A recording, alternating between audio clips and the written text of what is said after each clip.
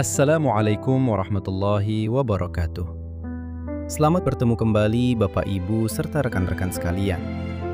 Rekan-rekan, kalau kita perhatikan, informasi soal dana amanah dari awal bulan sampai hari ini ternyata sangat menyita perhatian kita semua ya.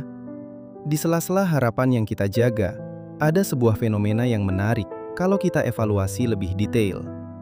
Kadang, saking besarnya harapan, banyak dari kita yang cuma tertarik pada judul, tapi kurang menyimak poin demi poin secara teliti. Begitu bukan Bapak Ibu? Seolah-olah, akal kita sudah mengunci satu kata saja, yaitu cair. Kita bicara jujur-jujuran saja di sini. Banyak dari kita, bukan hanya menjadi bagian dari pejuang amanah, tapi kita juga manusia biasa yang punya beban hidup.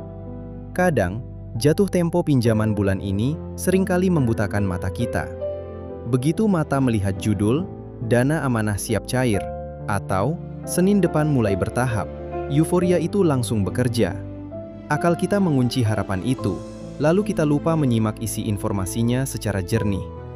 Akhirnya apa?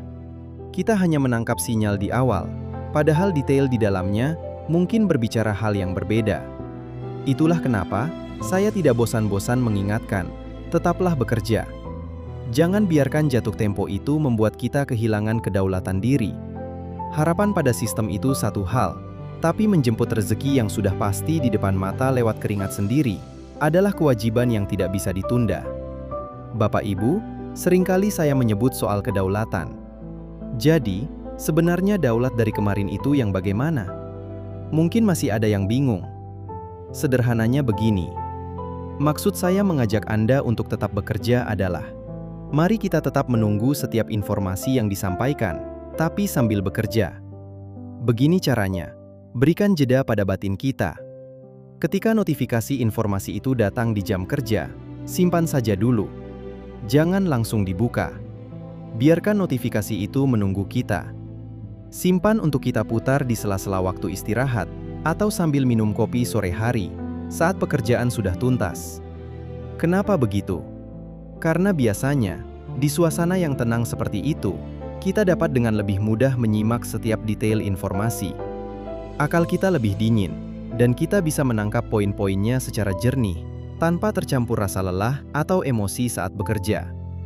Tapi sekali lagi, semua kembali pada masing-masing ya Bapak atau Ibu. Di sini sifatnya saya cuma sharing saja. Jadi begini rekan semua. Kadang saya itu sering sharing santai saja di perempatan jalan, sambil ngobrol soal kerjaan, kadang juga berbagi pengalaman hidup, termasuk membahas soal pencairan dana amanah ini. Banyak teman-teman yang curhat. Ada yang gelisah, ada yang bilang, wah, informasinya nggak bener lagi ini. Bahkan ada yang sampai marah dan menyebut ini penipuan. Saya pun sempat berpikir, kenapa kalau prosesnya belum benar-benar tuntas, informasinya harus disiarkan setiap hari? Maksud saya, setiap proses menuju titik nyata itu butuh pembuktian. Saya mohon maaf kalau kesannya saya ini jadi banyak curiga. Tapi jujur, saya hanya mencoba mewakili rasa resah dari teman-teman semua. Saya sadar posisi saya. Mau protes, saya bukan anggota. Mau membantu secara teknis, saya tidak punya wewenang. Jadi, yang bisa saya lakukan hanyalah membantu dengan cara seperti ini. Menjadi teman sharing.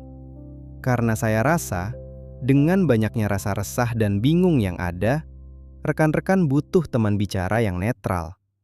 Memang, tidak semuanya mau dibantu. Ada yang justru merasa terancam dengan pemikiran jernih seperti ini. Tapi tidak apa-apa, itu bagian dari dinamika. Mari kita lanjut kawal informasi ini dengan hati yang lapang. Jangan biarkan tekanan hidup membuat kita kehilangan kemampuan untuk menyimak secara teliti. Tetap jaga persaudaraan, tetap jaga akal sehat. Setelah ini, silahkan kembali ke aktivitas masing-masing. Fokuslah pada apa yang bisa kita kerjakan hari ini. Jalanin aja dulu, tetap tenang, tetap berdaulat, dan tetap jernih. Wassalamualaikum warahmatullahi wabarakatuh.